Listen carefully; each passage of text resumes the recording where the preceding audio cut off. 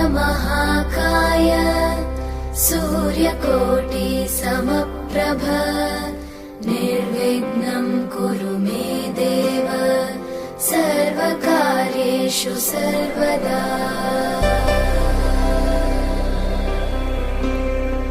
वक्रतुण्डमहाकाय। जिंदगी कांटों का सफर है, हौसला इसकी पहचान है। रास्ते पर सभी चलते हैं, जो रास्ते बनाए वही इंसान है। नमस्कार, दिनेश कुमार मालिक, कक्षा 10वीं, विषय गणित। हम जो अध्ययन कर रहे थे द्विघात बहुपद के बारे में, तो उसमें हम द्विघात बहुपद में 3 विधियों द्वारा हमने x का मान, शून्य का हल ज्ञात किया। आइए हम जो हमने ज्ञात किया है उसका व्यवहारिक प्रश्न से किस तरह से उसको हम प्रयोग में ले सकते हैं, दैनिक जीवन में भी हम इसको प्रयोग में ले सकते हैं और उसको गणित को रुचिकर बनाने के लिए भी इसका उपयोग किया जा सकता है। तो देखिए, एक सामने हमारा प्रश्न है, 2 क्रमागत धनात्मक पूर्णांकों का गुणनफल। कोई 2 संख्या क्रमागत है, धनात्मक संख्या प्लस वाली है, तो उसका गुणा किया गया तो 156 आया है। तो दोनों धनात्मक पूर्णांक ज्ञात कीजिए। ऐसे आप खूब सारे प्रश्न बना सकते हैं और अपने दोस्तों में चर्चा कर सकते हैं। तो आइए पहले हम कुछ बात करते हैं। यदि आपको कोई 2 क्रमागत धनात्मक पूर्णांक संख्या माननी हो तो क्या मानेंगे, हम उसके बारे में बात करते हैं। तो हल, माना कि 2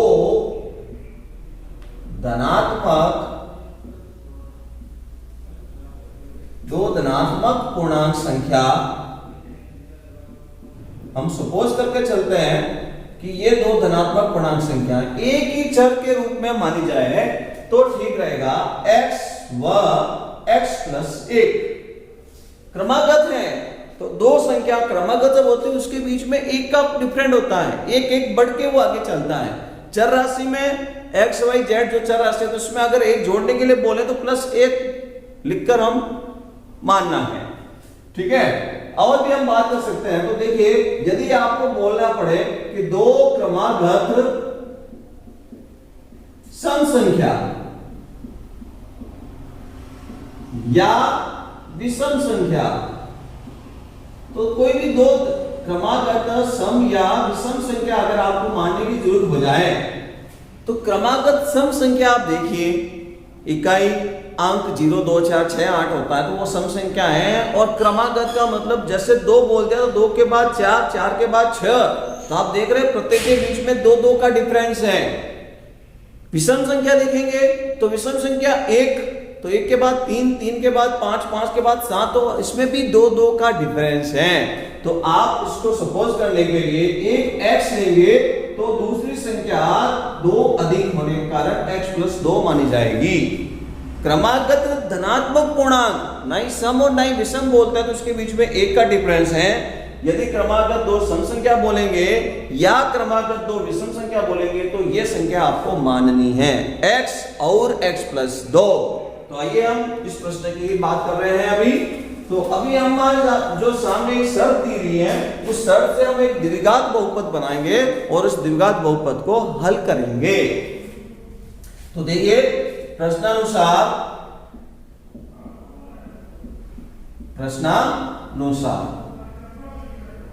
ठीक है, x और x + 1 का गुणा करने पर 156 मिलता है, यह प्रश्न बोल रहा है। अगर हम ब्रैकेट बना दें और ब्रैकेट के आगे कोई नंबर या कोई कांस्टेंट या कोई अक्षर, चर राशि लिखी हुई है, उसके बीच में निशान नहीं बनाए तो गुणा का निशान माना जाता है। तो x का x + 1 से गुणा करेंगे तो 156 बनेगा। गुणा करके मैं इसको सरल करता हूं, तो x का गुणा x से भी होगा और वापस x का गुणा 1 से भी होगा। तो जब गुणा करेंगे x × x, x की घात 2 बन जाएगा। 1 × x तो आप 1x बोल सकते हैं या केवल x भी बोल सकते हैं, बराबर में 156 है। द्विघात बहुपद बनाने के लिए मैं 156 को पक्षांतर करके इधर ले आ रहा हूं। x² प्लस का 1x और माइनस का 156 बराबर 0। अब इस द्विघात पद को हल करके x के जो 2 उत्तर आएंगे उसी में से हम इसको आंसर बोल देंगे।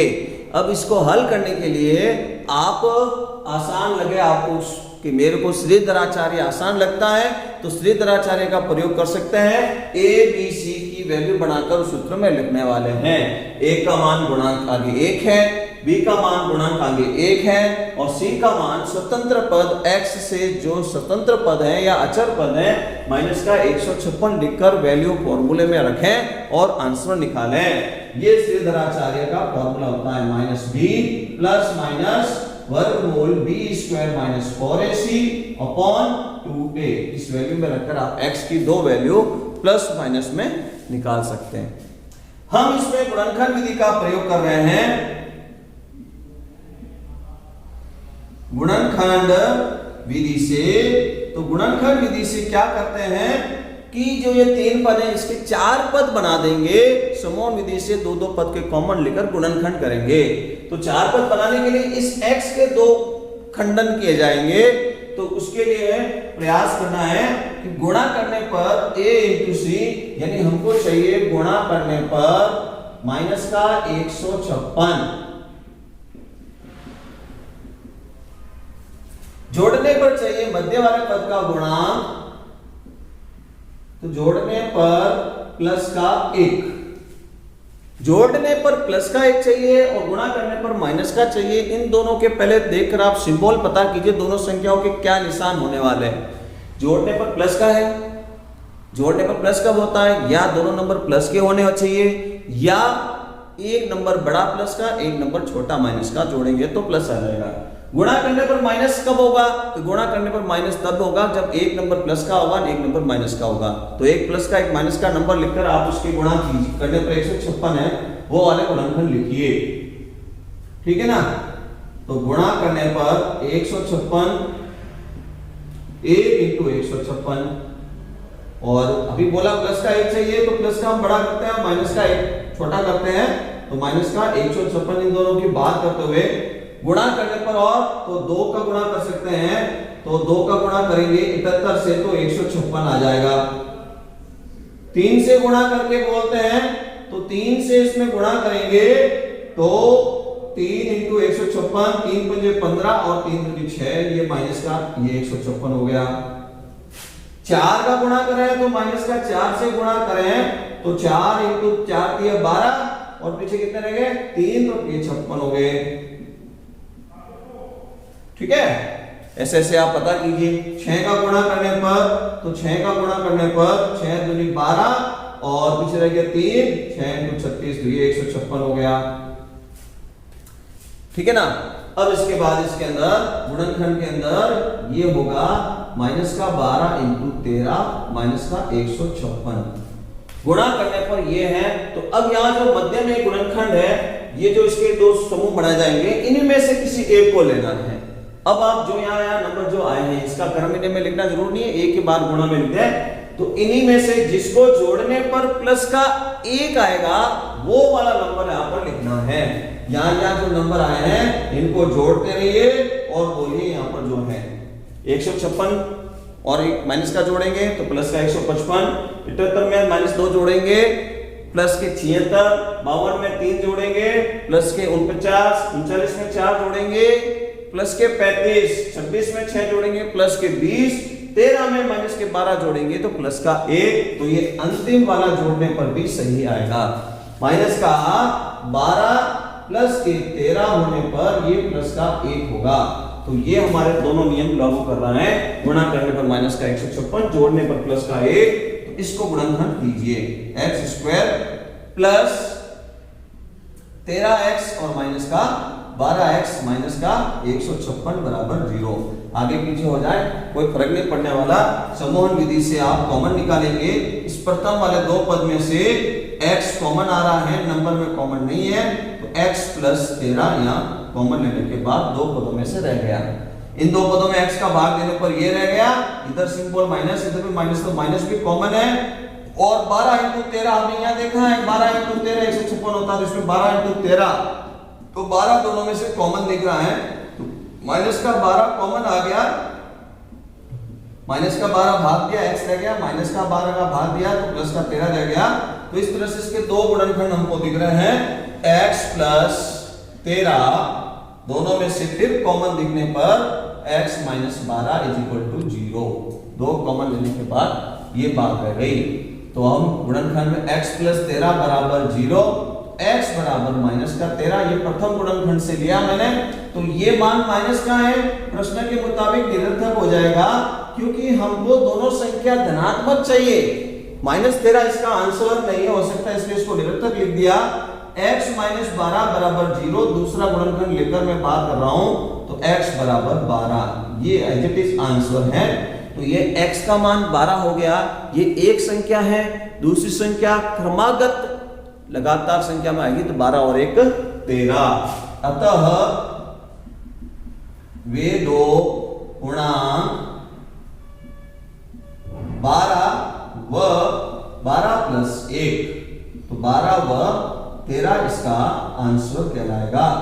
12 और 13 को गुणा करेंगे तो 156 हो जाएगा, और ये दोनों संख्या क्रमागत हैं। तो इस तरह के कुछ हम इंटरेस्टिंग क्वेश्चंस खुद बनाकर आप सवाल कर सकते हैं, और इस अभ्यास को बढ़ाया जा सकता है। यदि आप सम या विषम संख्या को लेंगे तो संख्या माननी होगी x और x प्लस 2, अन्यथा क्रमागत धनात्मक संख्या है तो x और x प्लस 1 लेकर ही हल करें।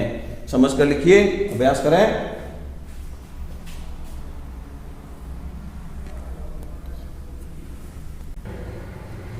आइए एक और प्रश्न, द्विघात बहुपद का ज्यामिति में हम किस तरह से प्रयोग कर सकते हैं। ज्यामिति आकृतियां, त्रिभुजाकार खेत, वृत्ताकार, आयताकार खेत, उनके अंदर किस तरह से इसका प्रयोग कर सकते हैं। तो एक हमारे सामने प्रश्न इस तरह से देखिए, एक आयताकार खेत का विकर्ण उसकी छोटी भुजा से 60 मीटर अधिक लंबा है।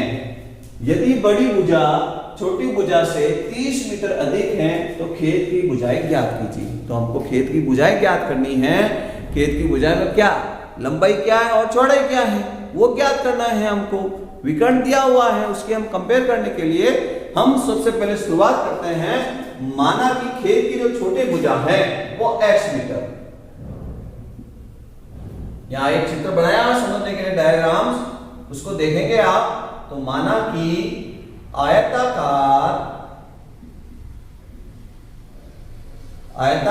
खेत की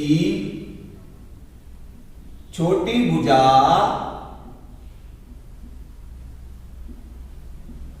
बराबर x मीटर। अब इसी से कंपेयर करते हुए विकर्ण और लंबी भुजा हम मानेंगे। तो प्रश्न में कह रहा है विकर्ण छोटी भुजा से 60 मीटर अधिक लंबा है। ये विकर्ण BD विकर्ण 60 मीटर अधिक, ठीक है। आयताकार खेत का विकर्ण, आयताकार खेत का विकर्ण 60 मीटर अधिक लंबा है तो x प्लस 60। छोटी भुजा आप मान सकते हैं, तो इसके अंदर ब्रैकेट में लिख रहा हूं मैं, ये AD हो गया। विकर्ण की बात करें तो ये विकर्ण हो गया है BD। अब हम बात करते हैं आयताकार खेत की लंबी भुजा की। तो आयताकार खेत की लंबी भुजा अर्थात आयताकार खेत की लंबाई हम मान सकते हैं। तो x प्लस 30 मीटर अधिक है, तो मैंने यहां पर x प्लस 30 मीटर लिख दिया है। तो खेत की भुजाएं ज्ञात कीजिए। तो खेत की भुजाएं ज्ञात करने के लिए हम यहां पर इस विकर्ण से देखते हैं, तो ये आयताकार खेत त्रिभुजाकार 2 भागों में बराबर बढ़ चुका है। त्रिभुजाकार खेत 2 बराबर भागों में बढ़ चुका है। ये एक आकृति आयत है, तो एक तरफ कोण 90 डिग्री बोलकर एक समकोण त्रिभुज का प्रयोग करके हम x की वैल्यू ज्ञात करेंगे। तो समकोण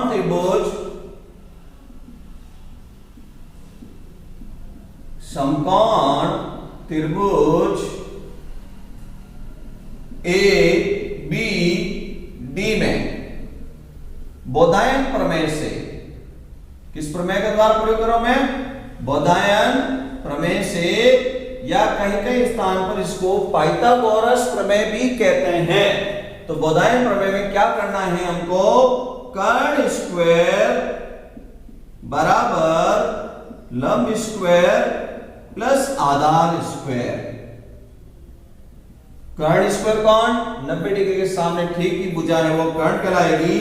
BD का स्क्वायर लंब और आधार जो 90 डिग्री बनाने वाले हैं वो हम दोनों रेखाओं को, एक को लंब AD नाम दिया हुआ है, एक को आधार AB नाम दिया हुआ है। इसकी वैल्यू हमने जो सपोज की है जैसे माना है उसके हिसाब से यहाँ पर रख रहा हूं। तो सबसे पहले BD कर्ण जो है वो x + 60 का होल स्क्वायर है। AD का जो मान है वो छोटी भुजा के मुताबिक x की घात 2 हो गया है और AB जो है वो x + 30 का होल स्क्वायर। अब हम इसको सरल करेंगे तो यहाँ पर सरल करने में x + 30 का होल स्क्वायर x + 60 का होल स्क्वायर करने में एक ये फॉर्मूला द्विघात सरसमीका का प्रयोग करना है। a + b का whole square a² + 2ab + b²। ये ध्यान रखें सीधा स्क्वायर कई बार भैया कर लेते हैं, स्क्वायर स्क्वायर किया और कोष्ठक हटा देते हैं, वो गलत है। इस सरसमीका का प्रयोग करके 3 पद बनाना जरूरी है। तो मैं वर्ग गुणा करके दुगना 120x और 60 का वर्ग 3600 बराबर में इधर की तरफ जब मैं हल कर रहा हूं x², इन 3 पद बनाने के लिए x² गुणा करके दुगना 60x हो जाएगा और 30 का वर्ग 900। ठीक है, यहां देखने पर समान पद दिख रहा है x² मिलाकर 2x² बोल देंगे।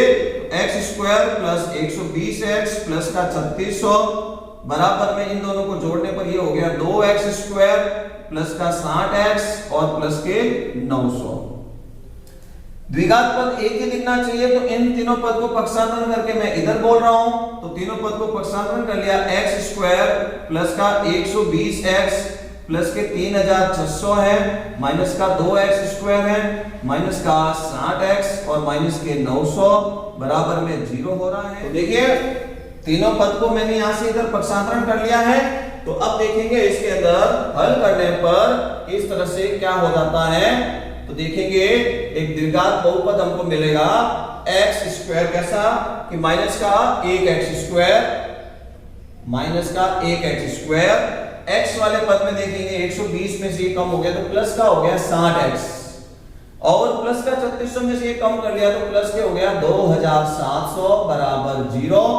संख्या बड़ी है तो गुणनखंड करने में थोड़ा समय लग सकता है, इसलिए इस प्रश्न में श्रीधराचार्य का प्रयोग करें तो आसान हो जाएगा। तो श्रीधराचार्य विधि से श्रीधर आचार्य विधि से तो उसके अंदर हमको इस द्विघात बहुपद से 3 पद ज्ञात करने होते हैं a, b और c। x² का जो गुणांक होता है वो a कहलाता है तो a बराबर है माइनस का 1, b जो x का गुणांक है प्लस का 60, c जो अचर पद है स्वतंत्र पद x से वो c कहलाएगा। सूत्र इस तरह से है x बराबर माइनस का b प्लस माइनस वर्गमूल b² माइनस का 4ac/2a। इसमें जो ये 3 मान है वो रखने हैं तो मैं रखता हूं वो तीनों मान। तो देखिए माइनस 60 प्लस माइनस वर्गमूल b का स्क्वायर यानी 60 का स्क्वायर करना है माइनस 4a। a का मान कितना है माइनस का 1 है, कोष्टक बना के रखें। c का मान है 2700 या गुणा का निशान बना दें, कोष्टक बनाए या बीच में गुणे का निशान बनाएंगे 2 गुणा -1। अब हम यहां वर्गमूल वाले पद को पहले हल करें तो माइनस का 60 प्लस माइनस वर्गमूल में 60 का स्क्वायर करेंगे 3600, 2 माइनस दिख रहे हैं गुणा करने पर प्लस बन जाएगा और इसको गुणा करेंगे 2700 1 2700 होगा, 2700 को 4 से गुणा करेंगे तो 2700 को 4 से गुणा किया 10800 10800। इन दोनों को जोड़ना है और बट्टे में माइनस का 2। अब आपको इसको जोड़कर वर्गमूल की बात करनी पड़ेगी तो माइनस का 60 प्लस माइनस वर्गमूल के अंदर हो गए 14400 और बट्टे में है माइनस का 2। हम जो हल कर रहे हैं वो x की वैल्यू ज्ञात कर रहे हैं। आगे देखिए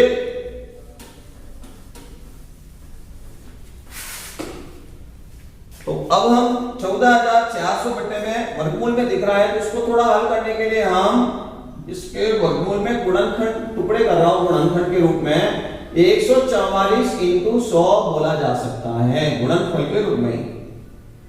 तो अब इसका हम वर्गमूल बोल सकते हैं 144 का वर्गमूल 12 और 100 का वर्गमूल 10 बट्टे में -2 ही है तो माइनस का 60 प्लस माइनस 120 अपॉन 2।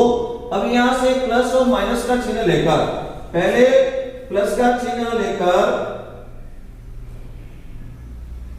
ठीक है तो प्लस का चिन्ह लेंगे तो x की जो वैल्यू बनेगी माइनस का 60 प्लस का 120 बट्टे में क्या है माइनस का 2 है तो माइनस का ऊपर हो गया प्लस का 60 -60 प्लस 120 बट्टे में माइनस का 2 है। ऋणात्मक मान आ रहा है कोई भुजा ऋणात्मक थोड़ी होगी भुजा दोनों धनात्मक होनी चाहिए तो ये -30 ऋणात्मक है अतः इसको निरर्थक बोलेंगे ऋणात्मक मान इसलिए इसको निरर्थक बोलेंगे ये माइनस मान संभव नहीं। दूसरा मान और निकालते हैं हम माइनस चिन्ह लेने पर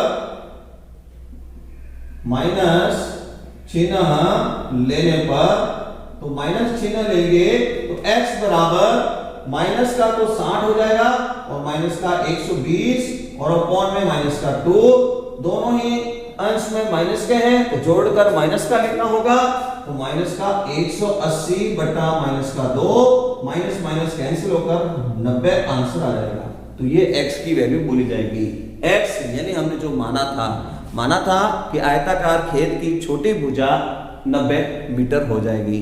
तो हमको खेत के दो माप ज्ञात करने थे तो हम बोल सकते हैं अतः आयताकार खेत की छोटी भुजा बराबर 90 मीटर। जो लंबी वाली भुजा थी वो 30 मीटर अधिक है ठीक है तो लंबी भुजा बराबर 90 प्लस 30 मीटर 120 मीटर हो जाएगी ठीक है। विकर्ण भी निकालना है तो विकर्ण भी बोल सकता है 90 प्लस 60 150 मीटर। तो इस तरह से हमने एक द्विघात बहुपद का प्रयोग करके आयताकार खेत की भुजाएं ज्ञात कर ली। हम इसका दैनिक जीवन में इस तरह से कुछ प्रयोग करके सीख सकते हैं। लिखिए अभ्यास करें। धन्यवाद।